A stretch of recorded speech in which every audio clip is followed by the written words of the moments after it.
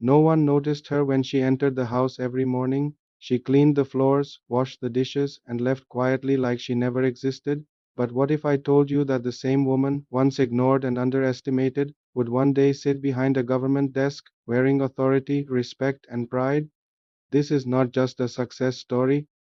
This is a reminder that destiny listens to those who refuse to give up. Stay with me because by the end of this story, you may look at hard work, patience, and belief very differently. Before we continue, if you enjoy real life inspirational stories that change the way you think, make sure you like this video and subscribe to Mindforge.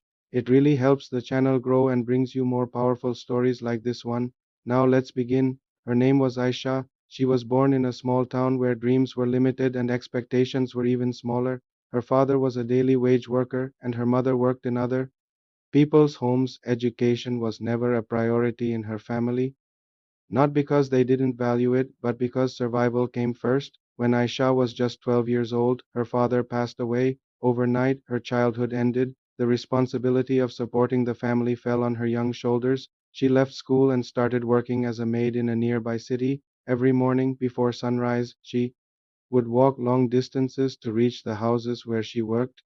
Some people treated her kindly, but many didn't even bother to look at her face. She was called the maid, never by her name, but inside her heart something was still alive, a small quiet dream that refused to die. While cleaning homes, she noticed something that changed her forever.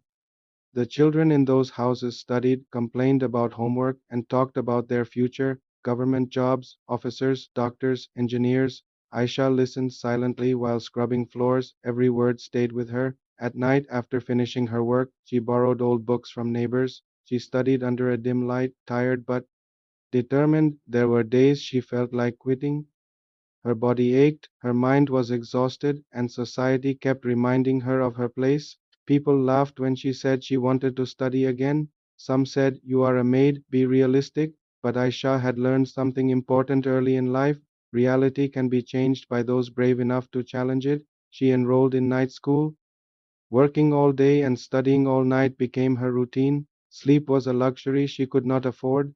Many times she failed exams, many times she cried alone, but every failure made her stronger. She reminded herself why she started, not for money, not for status, but for dignity. Years passed. Slowly, she completed her basic education, then college, then she heard about government service exams. The syllabus was tough, competition was brutal, thousands of candidates, most with resources she never had, but Aisha had something else, unbreakable discipline. She woke up before dawn to study, she listened to educational radio programs while cooking, she revised notes while traveling between jobs, every spare minute was invested in preparation. People around her still doubted her, but doubt from others had already lost its power over her. The first attempt she failed, the second attempt she came close but still didn't make it. Many would have stopped there, but Aisha didn't. She adjusted her strategy, improved her weaknesses, and tried again. On the day of the results, she checked her number with shaking hands. When she saw her name on the list, she couldn't breathe for a moment. She had done it. The maid had become a government officer. Her first day at the office was emotional. She wore simple clothes, but her confidence filled the room. The same society that once ignored her now respected her. She didn't forget where she came from. She treated everyone with kindness, especially those who worked in support roles, because she knew how it felt to be unseen. Aisha's story spread, not because she wanted fame, but because people needed hope. Young girls, domestic workers, and struggling students saw themselves in her journey. She proved that your starting point does not decide your ending. If this story touched you even a little, don't forget to like and subscribe to Mindforge. Your support keeps these stories alive and helps them reach people who need them most. But her journey didn't stop there. As a government officer, she worked with honesty and compassion. She pushed for educational programs for underprivileged children.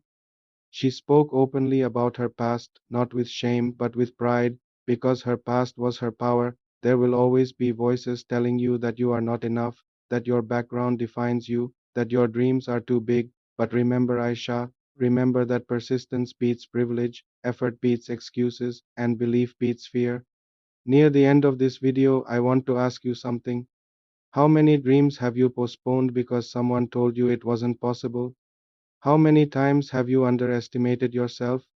If this story inspired you, share it with someone who needs motivation today and comment below what part of Aisha's journey moved you the most. Your comment could inspire someone else to keep going. This is Mindforge, where stories shape mindsets and mindsets shape destinies. Stay strong, stay focused, and never stop believing in your own potential.